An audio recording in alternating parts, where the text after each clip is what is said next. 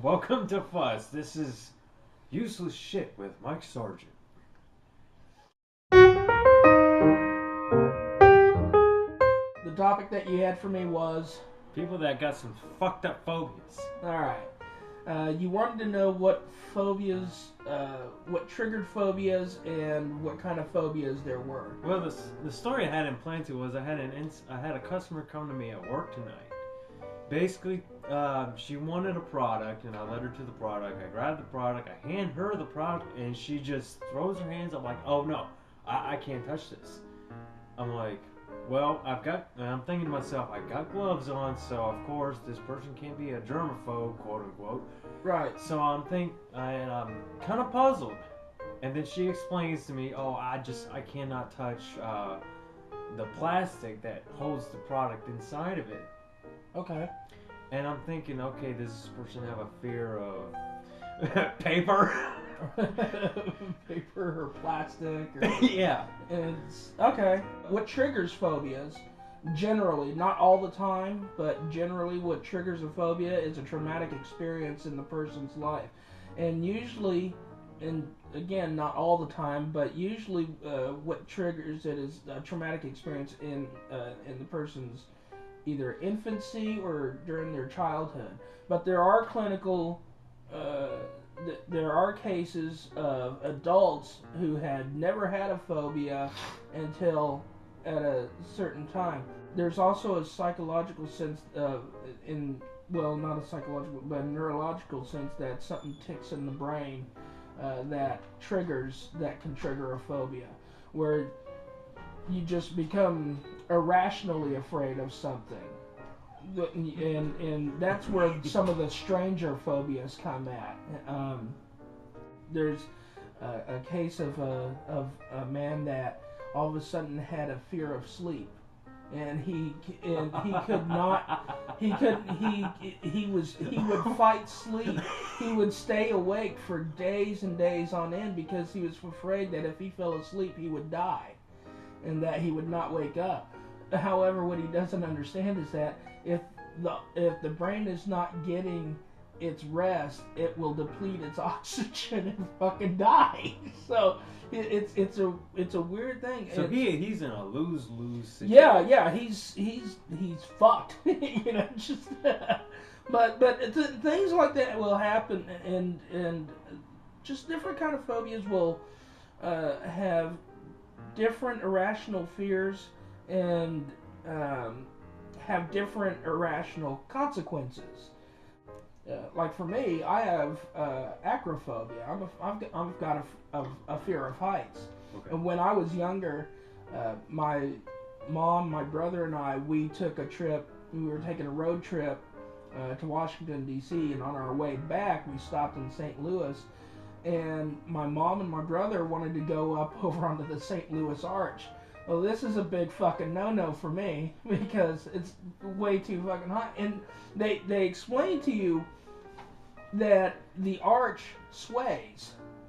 It is designed to sway in the wind. It's designed that way. It was architecturally designed to sway in the wind. Well, that doesn't sound any better to me, And my mom made me go up over onto this arch. Oh, man. I was fucking terrified. I was sweating all the way. I thought I was going to have a heart attack. And by the time that we got to the top of the arch, my mom was asking me if I wanted to look out the window. It was like, fuck no, idiot. This is why you're going in a fucking home.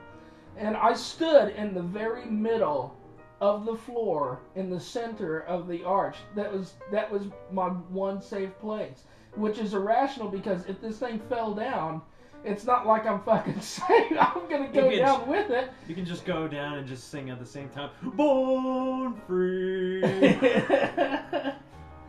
Some people have phobias of things, and they're not very severe. Like you can have somebody that's afraid of spiders, but it's just that they don't like spiders, but they're just afraid of spiders. And then you have somebody that's deathly afraid of spiders, where they completely just will lose their mind. They will lose their shit. That's kind of how phobias work. And I've got a list here of certain irrational phobias Now, that we can just look through. mine is melophobia, fear of music. Melophobia. This whoever has this, basically, you suck at life. Then there's metrophobia, which is the fear of poetry. Nemophobia, fear of memories. Nemophobia. Yeah. I would be thinking that would be a fear of fish. Like No, Finding Nemo. that's actually ichthyophobia. They should switch them around. Fear of icks. No. Geliophobia. That's the fear of laughter. So if you start laughing in front of this guy, he's gonna fucking run away from you. It's like, hey, I heard this fucking joke. Where are you going? You know. Like, genophobia, which is a fear of knees, which. Just get yourself a damn wheelchair. Yeah. Oh well, there's another one that is the fear of wheelchair. There's Fear of walking. Yeah. There's cathisophobia, which is the fear of sitting. Barophobia, which is the fear of gravity. I kind of read one wrong. Chronometrophobia, fear of clocks. I thought that said fear of cocks. Well, like if you're a guy, you got a problem. At the same time, if you're like he just goes, no. If you're a farmer, you got a problem too. Fucking rooster. Here's one that I thought was just funny as hell. A blutophobia, fear of washing or bathing. You know that's got to be a rank motherfucker. It's like, I don't understand why I can't get a date. It's like you're not bathing. The ocean. I don't step into the ocean for fear of the fact that the giant squid will come up and get me, or that I'll see that I'll come in contact to with a giant squid or a giant shark or whatever. So basically, I don't ever go into the ocean because of that reason. Fucking water. The ocean is an underworld full of the unknown. You don't know. You know what the fuck's under there, but you don't know how to react to when you come across it. A fish brushes against your leg. Get off me!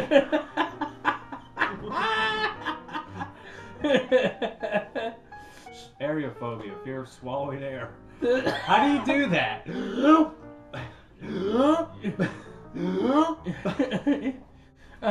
Heliophobia, fear of the sun. This is the one that you and I really kind of went off about. Hippopotamonstra. Okay, I'm gonna try and say it. I'm gonna try and fucking do this. Hippopotamonstra. Okay, Hippopotamonstrossesquipedaliophobia, fear of long words. That's just fucking mean.